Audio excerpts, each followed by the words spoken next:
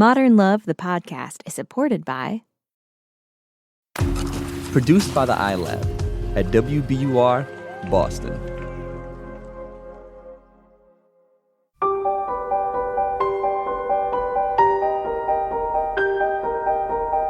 From the New York Times and WBUR Boston, this is Modern Love. Stories of love, loss, and redemption. I'm your host, Meghna Chakrabarty.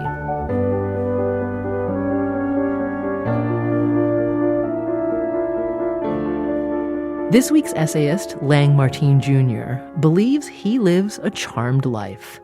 But one night in Virginia, 25 years ago, that belief was tested. Lang writes about what happened that night and afterward in his essay. It's read by Nikolaj Coster-Waldau. Nikolaj has just been nominated for an Emmy Award for Outstanding Supporting Actor in a Drama Series for playing Jaime Lannister in Game of Thrones. My wife and I were in a motel in Roanoke, Virginia, on our way home from 3 months at the Hershey Medical Center in Pennsylvania, where she had been recovering after being crippled in a car accident. It was our first night away from the skill and comfort of the nurses we had come to depend on, and so far so good. Then we woke up and smelled something. It smelled like a bowel movement. I lifted up the sheets. It was a bowel movement, and it was in our bed.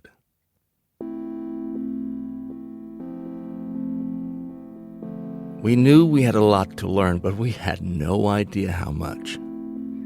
Hearing the word paraplegic had made us focus on the big thing, the fact that Linda could no longer walk.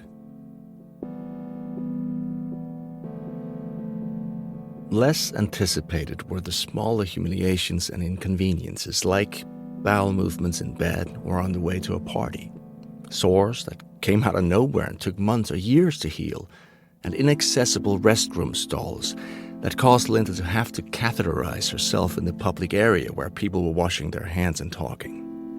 And on it went, the list of indignities.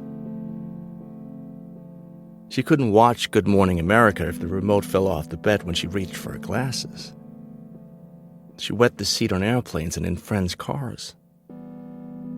She could no longer feel sexual intercourse, and the powerful muscle spasms in her legs threatened to crush anyone who tried. But we've learned and adapted. Now we know the places with good handicapped access bathrooms. Starbucks. Which airline makes things easiest? Southwest. Which cities have smooth curb cuts? San Francisco. And which movie theaters don't make us sit 4 feet from the screen? Anyone who's in love is living a charmed life, especially if you've been in love for many years through good times and bad. I have been crazy about Linda since the first time I saw her. We always felt we could handle any challenge because we were facing it together. This time, we knew we had the will, but the demands were so exhausting. The change is so pervasive that sometimes we wondered how we would cope. This incredibly capable woman who loved to hike mountains, ride waves, and run marathons, who had cleared our backyard of 8-foot-high brambles and helped me move all our furniture to 3 houses, suddenly couldn't do any of those things ever again. Not long after getting home from the hospital, when we were having dinner by candlelight at our kitchen table, she burst into tears. "I don't know if I can do this for the rest of my life," she said. All I could say was, "We'll do it together." We began to think of what we could do to replace playing tennis, walking on the beach, working in the garden. Since Linda loves the ocean, a friend found a specially designed beach chair made of PVC tubing with wide, inflated tires that allow it to be pushed across the sand. It's yellow and white with a big red umbrella. The first time I saw Linda sitting atop those tubes and under the red umbrella, I told her she looked like Ronald McDonald's homecoming queen. She laughed like crazy, then repeated it to everyone she knew. A few summers later, one of our 3 sons suggested that he and I get on either side of the chair, slide Linda off, carry her into the ocean, and drop her just beyond the waves so she could float calmly behind the crashing breakers. At first, we put her in a life preserver, but she tipped over and couldn't right herself. So we took it off, and to our surprise, she bobbed peacefully, looking once again like every other person lolling in the sea on a summer day. You know those great old stores on Newbury Street in Boston, with 5 or 6 steps up to each one? At first, we could get up only about 3 of those a day. Now we can do every single store, one right after the other, all day long. My arms and my back are stronger, so are Linda's. And there's a rhythm to our teamwork that's become second nature to us. We take many more drives now, preferably in our convertible, looking for pretty roads and funky hamburger places, especially 50s-style drive-ins where they bring the food to our car. But before the car moves an inch, Linda has to put on a seatbelt because even a semi-sudden stop at low speed will whap her face against the dashboard as if she's a spring-loaded bobblehead. She has no stomach muscles. Her body works only from the chest up. I remember the day we had to tell her that. She was in the ICU, tubes all over, machines and screens whirring and blinking, traces of dried blood in her hair. The doctor and I stood on either side of her bed. "Linda," he said, "this accident you were in was a rough one." "I can tell," she said, her words warped by the breathing tube. "At the moment, your legs do not move." She looked at him. "Will they?" "I doubt it." Her eyes shifted over to me. I squeezed her hand gently. After the doctor left, tears filled her eyes. "It was all too perfect," she said, "wasn't it?" And it did seem that way. It always had. My first glimpse of her was through the screen door of her house. I'd gone there to see her brother. She was 21 and I was 22. She looked adorable in her orange dress, and I thought, if that girl will have anything to do with me, that's it. We married soon after. We settled in Nashville, where I was an aspiring songwriter. A decade later, we were able to buy a summer house on a harbor in Rhode Island. That's where we were going when the accident happened. We had been traveling in 2 cars when something went wrong with mine, and we stopped in Knoxville at a repair shop. Linda was wearing a blue and white seersucker dress as she and our youngest son, Mac, who was 15, walked to her car. It was the last time I would ever see her walk.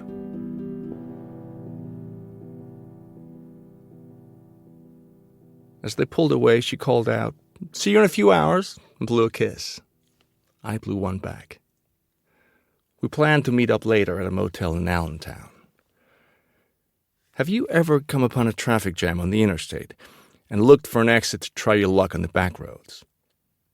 That's what I did the night of Linda's accident. I drove right by my family without even knowing it. I bet I wasn't more than 100 feet away. It was late. I was impatient. Traffic was stopped in both directions. Finally, I managed to move to the shoulder and scoot along to an exit where I found an empty frontage road running parallel to the highway. Barely onto it, I saw a cluster of blinking blue lights in the distance. Wow, what happened? I wondered if Linda and Mac were already at the motel, or if they were also stuck in this jam. Then I thought, could they be in that accident? But wait, of course not. They were way ahead. A while later, I stopped at a diner where I found a payphone and dialed the motel. When I asked for the Martine room, the desk clerk said, "There's someone on the other line calling for Martine, too." "Who?"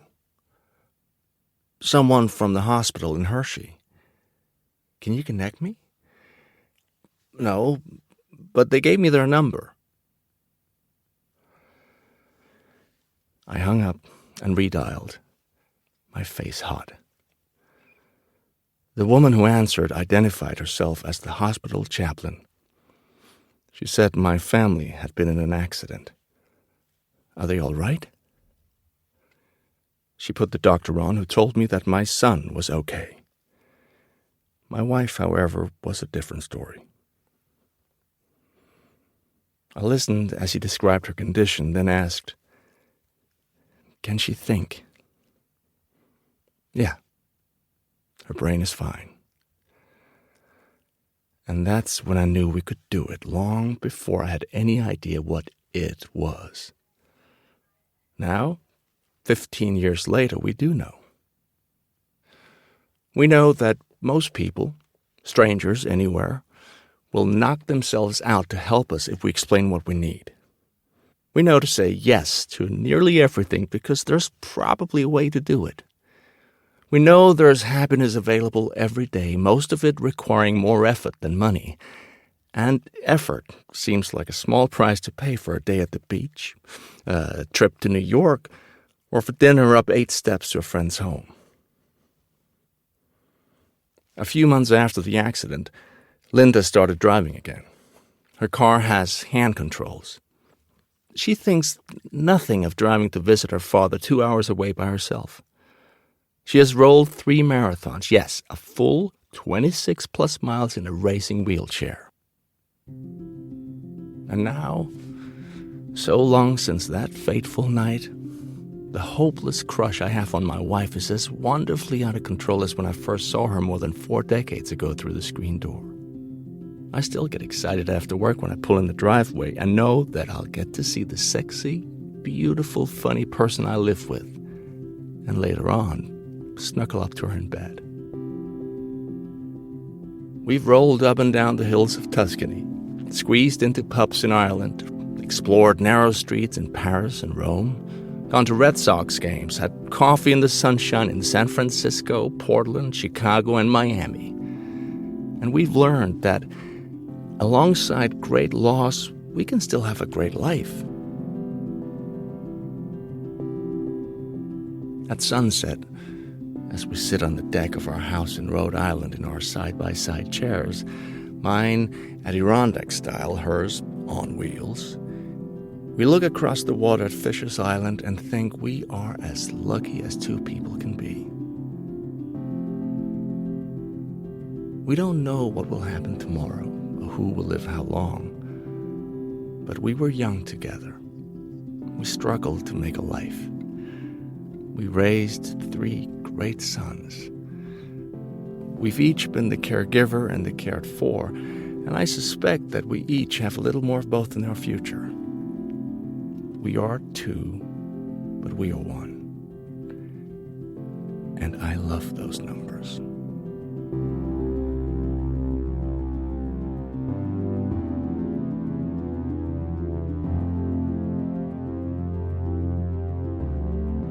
That's Nikolaj Coster-Waldau reading Lang Martin Jr.'s essay, In a Charmed Life, A Road Less Traveled. Well, it's been more than 10 years since Lang's essay was published. We'll catch up with him after the break.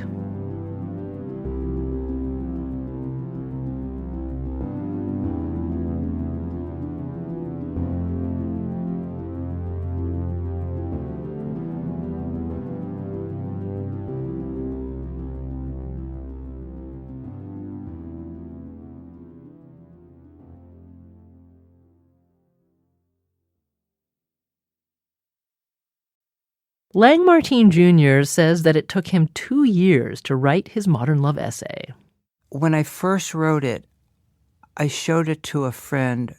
He said, "Lang, this is well written, it's beautifully done and everything, except for one thing. You have to tell me why it was hard. You can't just say it was. So that's when I put in things that were really difficult to talk about. And I just thought it's probably interesting to people to know the underneath, because the obvious is you can't walk. So you can't walk, you figure it out. But you also can't reach a glass if it's on the second shelf. You also can't get a glass of water if you're in bed at night. So there are all of these other things that make the life complex. Now, 25 years after Linda's accident, she and Lang still get through their days by leaning on each other.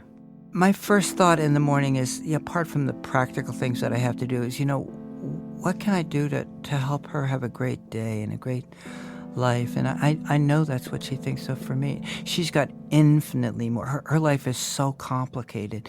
When she comes downstairs in the morning, she has already done so many hard things, like by 9 o'clock in the morning. And I'm the one who lives with her, so I'm the one who can possibly help her. And I know there's an infinite amount I cannot do for her that she has to do for herself. I think the hardest thing for Linda, she would say, is not being able to do things with our grandchildren, not being able to push them on the swing, go in the water, in the waves with them, easily walk them to wherever they're going, which could be like across grass if it's a soccer game or, by herself. If I'm there, she can. But she is so unpoor me. She has never said ever, why me or poor me.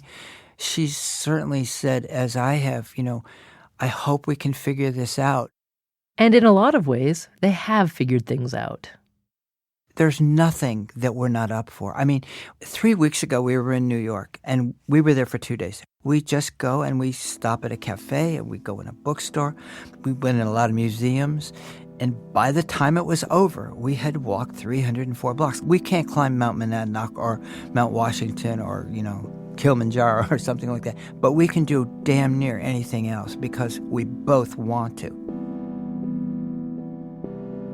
There's a line in the story where Linda says it was all too perfect, wasn't it? And it really was, but crazily, it still is. I am still absolutely bonkers over her every day. So, okay, we've been married 54 years now, and I still drive in the driveway. I drive in there and I park and I think, I'm going to see her in 90 seconds. And it's just the best feeling. And it accelerates rather than dims, which is pretty wonderful. That's Lang Martin Jr. He and his wife Linda live in Nashville. Lang has just published a memoir called Permission to Fly.